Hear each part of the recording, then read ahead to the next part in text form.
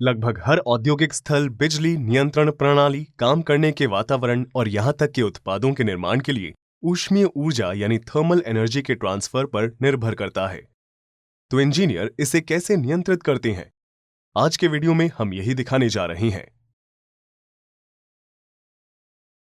Heat exchanger एक device है जिसकी सहायता से दो फ्लूइड्स को मिलाए बिना उनके बीच थर्मल एनर्जी ट्रांसफर की जाती है। फ्लूइड तरल या गैस के रूप में या दोनों के मिश्रण के रूप में हो सकता है।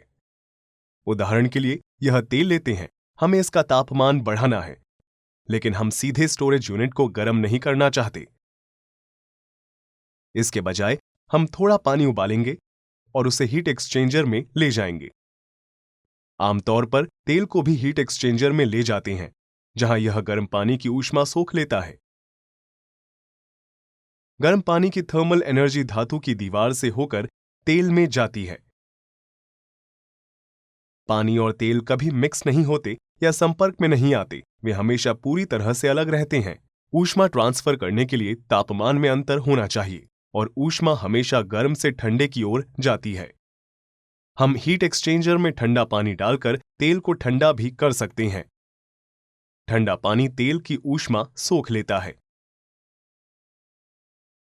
कारों के इंजन, कूलिंग रेडिएटर, फ्रिज के पिछले हिस्से, लगभग सभी जगहों पर हीट एक्सचेंजर का उपयोग देख सकते हैं। हालांकि औद्योगिक हीट एक्सचेंजर थोड़े अलग होते हैं, क्योंकि वे nuclear power station, oil refineries, food processing plant और फैक्ट्रीज जैसे चरम वातावरण में काम करते हैं, जहां उच्च दबाव और उच्च तापमान जैसी परिस्थितियां शामिल होती हैं। इसलिए इन यूनिटों को सुदृढ़ और मजबूत मटेरियल से बनाया जाता है। काम करने का वातावरण अक्सर जंग लगने वाला यानी कोरोसिव होता है, इसलिए उन्हें केमिकल ट्रीटमेंट देकर ठीक किया जाता है।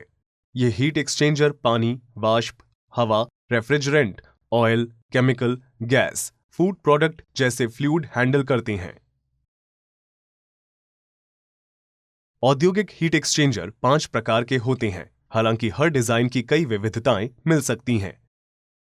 आइए सबसे पहले फाइंड ट्यूब्ड हीट एक्सचेंजर्स पर नजर डालते हैं, क्योंकि ये सबसे आम डिजाइन है। इसके पहले मैं चाहता हूं कि आप कमेंट सेक्शन में हमें बताएं कि आपने विभिन्न हीट एक्सचेंजर कहां देखे हैं और उनका प्रयोग किस लिए होता है, या आपके पास उन्हें प्रयोग करने का कोई नया आइडिया है। एक आम फेंड ट्यूब्ड हीट एक्सचेंजर्स कुछ ऐसा दिखता है। हम देख सकते हैं कि एक इनलेट और एक आउटलेट है। ये दोनों अक्सर एक ही तरफ होते हैं।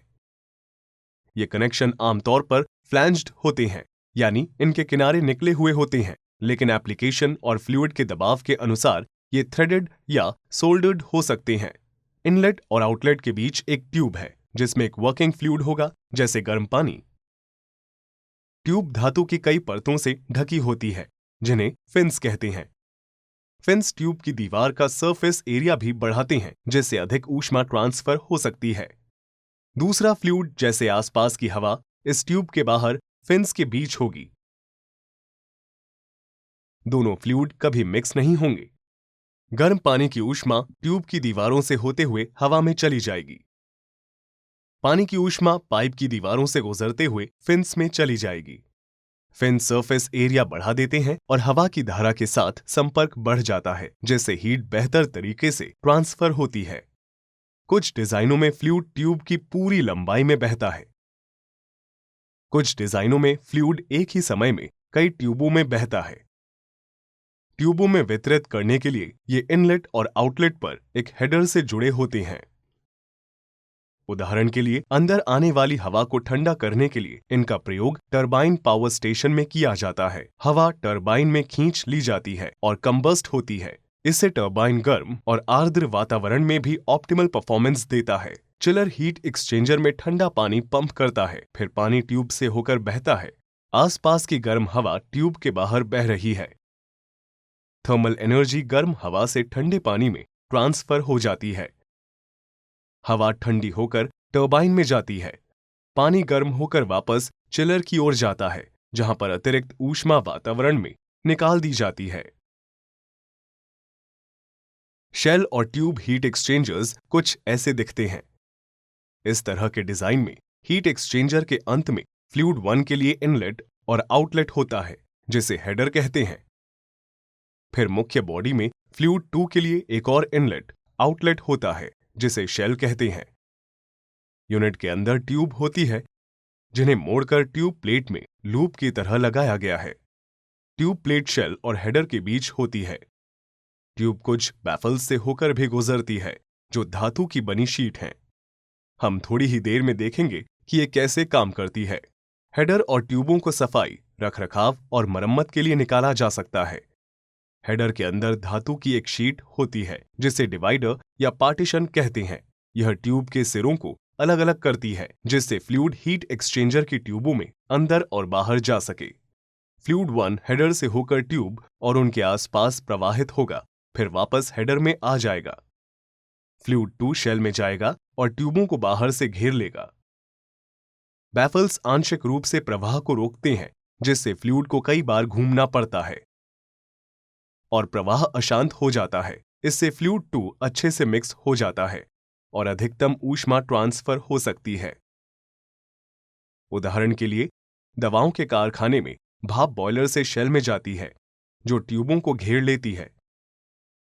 फिर ट्यूबों में एक केमिकल पदार्थ डाला जाता है जो ट्यूब की दीवारों से भाप की ऊष्मा सोख लेता है। इसलिए यह उत्पाद हीट एक्सचेंजर को अधिक गर्म करता है। इसी बीच भाप तरल में बदलने लगती है और अधिक ऊष्मा लेने तथा साइकिल को दोहराने के लिए फिर से बॉयलर में प्रवाहित होने लगती है। इसके अलावा इनका उपयोग रेफ्रिजरेशन एप्लीकेशन में भी होता है, जैसे इंडस्ट्रियल चिलर। ट्यूब में पानी होता है और शेल में गर्म रेफ्रिजरेंट। पानी रेफ्रिजरेंट की ऊष्मा सोख लेता है ताकि उसे कूलिंग टावर में ले जाया जा सके, जहां इस ऊष्मा को वातावरण में छोड़ दिया जाएगा। पानी ठंडा होकर लौटता है चिलर से और अवांछित थर्मल एनर्जी लेने के लिए। चिलर कैसे काम करते हैं ये हमने पिछले वीडियोस में दिखाया है, उन्हें जरूर देखें। मैं वीडियो डिस्क्रिप्शन में उनका लिंक दे रहा हूं। डबल पाइप या ट्यूब इन ट्यूब हीट एक्सचेंजर्स ऐसे दिखते हैं। यह शेल और ट्यूब एक्सचेंजर की तरह ही है। इनलेट और आउटलेट के बीच एक ट्यूब कई बार आगे पीछे चलती है।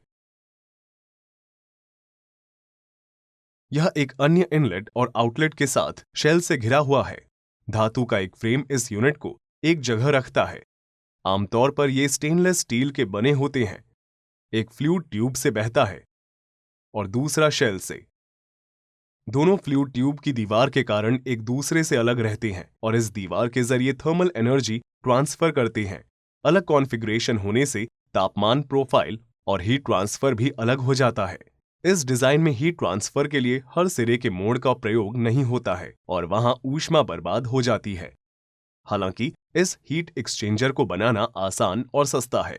इसमें एक और डिजाइन होती है, हेयरपिन टाइप हीट एक्सचेंजर, जो अक्सर ऑयल रिफाइनरीज में मिलते हैं। हीट ट्रांसफर के लिए पूरे सरफेस एरिया का उपयोग करने के लिए मोड़ को इनकैप्सुलेट किया जाता है। इस वर्जन में सरफेस एरिया को बढ़ाने के लिए कई ट्यूबों का प्रयोग होता है जिससे अधिक हीट ट्रांसफर होती है। हालांकि इससे रेजिस्टेंस भी बढ़ जाता है। यह एक आसान सी हीट एक्सचेंजर डिजाइन है तथा फूड प्रोसेसिंग और दवाओं के कारखाने में अधिक प्रयोग होती है। उदाहरण के लिए, मान लेते हैं कि ट्यूब में से कोई दुग्ध उत्पाद प्रवाहित हो रहा है तथा शेल में विपरीत दिशा में गर्म पानी या भाप प्रवाहित हो रही है, जिससे बाकी सामग्री मिलने और पैक होने से पहले उत्पाद एक निश्चित तापमान तक गर्म हो जाता है। इंडस्ट्रियल प्लेट हीट एक्सचेंजर्स कुछ इस तरह के दिखते हैं। यूनिट के सामने और पीछे की तरफ धातु के मोटे कवर होते हैं जो माइल्ड स्टील के बनते हैं। इसमें 2 इनलेट और 2 आउटलेट हैं जो आमतौर पर फ्लैंज्ड कनेक्शंस होते हैं।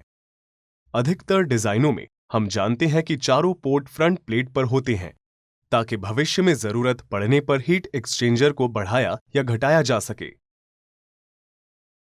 अधिकतर हीट एक्सचेंजर्स में यह क्षमता नहीं होती है। दोनों सिरों के कवर्स के बीच कई प्लेट्स होती हैं जो धातु की पतली शीटें हैं जिस पर पैटर्न उकेरा होता है। आमतौर पर ये स्टेनलेस स्टील के बनते हैं। इन पैटर्न से फ्लूइड को दिशा मिलती है और काफी अशांत प्रवाह होता है जो हीट ट्रांसफर को बढ़ाता है। हर प्लेट के बीच एक सील है जिसे गैस्केट कहते हैं। ये रबर की बनी होती है। ये गैस्केट्स प्लेटों के बीच पतला चैनल बनाकर उन्हें पृथक रखता है। हर प्लेट पर गैस्केट 4 में से 2 पोर्ट को ब्लॉक कर देती है, मतलब केवल एक फ्लूइड ही अंदर और बाहर जा सकता है। अगली प्लेट दूसरे फ्लूइड को बहने देगी। यह पूरे हीट एक्सचेंजर में बारी बारी से होता है और दोनों फ्लूइड्स को पूरी तरह से अलग रखता है। शीट से केवल थर्मल एनर्जी प्रवाहित हो सकती है। पूरी यूनिट लंबे बोल्ट्स के जरिए एक साथ बंधी होती है, जो गैस्केट को दबाकर मजबूत सील बनाते हैं। गर्म और ठंडा करने के लिए ये हीट एक्सचेंजर बहुत आम है। उदाहरण के लिए इंसिनरेटर पावर प्लांट में घर के कचरे को जलाकर ऊष्मा पैदा की जाती है। इससे भाप निकलती है, जिससे टरबाइन चलती है और इलेक्ट्रिसिटी बनती है। डिस्ट्रिक्ट हीटिंग नेटवर्क को गर्म करने के लिए बची हुई thermal energy plate heat exchanger में भेज दी जाती है। फिर इस हीट नेटवर्क से अन्य इमारतों को कनेक्ट किया जाता है। इमारत की अपनी हीटिंग जरूरतों को पूरा करने के लिए हर इमारत का अलग बॉयलर होने के बजाय उन्हें प्लेट हीट एक्सचेंजर के जरिए कनेक्ट किया जाता है।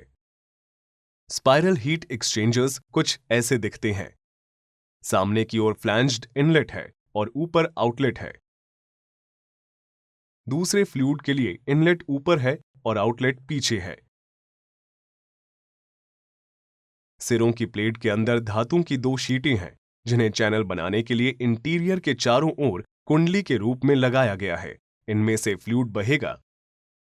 चैनल दोनों फ्लूइड्स को अलग रखता है। हम देखते हैं कि पहला फ्लूइड हीट एक्सचेंजर में आता है और चेंबर को भर देता है, फिर चैनल के चारों ओर बहते हुए आउटलेट में चला जाता है। इसी बीच दूसरी तरफ ऊपर से दूसरा फ्लूइड आता है। चैनल में चारों ओर बहता है, चैम्बर में जाता है और बाहर हो जाता है। दोनों फ्लूइड्स के आने और जाने का तापमान अलग अलग है। इस तरह के हीट एक्सचेंजर ज्यादा नहीं दिखते, लेकिन इस डिजाइन में फ्लूइड बहने के लिए केवल एक चैनल होता है, इसलिए वेलोसिटी अधिक बनी रहती है, जिससे फाउलिंग यानी गंदगी कम जमा होती है। जबकि प्लेट या ट्यूब हीट एक्सचेंजर्स में बहाव कई पाथ में विभाजित हो जाता है। तो इस तरह के इंस्टॉलेशन ऐसी जगहों के लिए बढ़िया है जहां स्लज यानी गाद या कीचड़ जैसे पदार्थों को प्रोसेस किया जाता है। उदाहरण के लिए एनारोबिक डाइजेस्टर्स, जहां एक निश्चित तापमान बनाए रखने के लिए गाढ़े स्लज को स्पाइरल हीट एक्सचेंजर में बार बार घुमाया जाता है। इससे मीथेन निकलती है, जिससे इंजन और इलेक्ट्रिकल जनरेटर को ऊर्जा मिलती है। आज के लिए इतना ही। यदि आप मैकेनिकल और थर्मल इंजीनियरिंग के बारे में और अधिक सीखना चाहते हैं तो स्क्रीन पर दिए गए किसी भी वीडियो को देखें। हमें Facebook, LinkedIn, Twitter, Instagram, TikTok और engineeringmindset.com पर फॉलो करना न भूलें।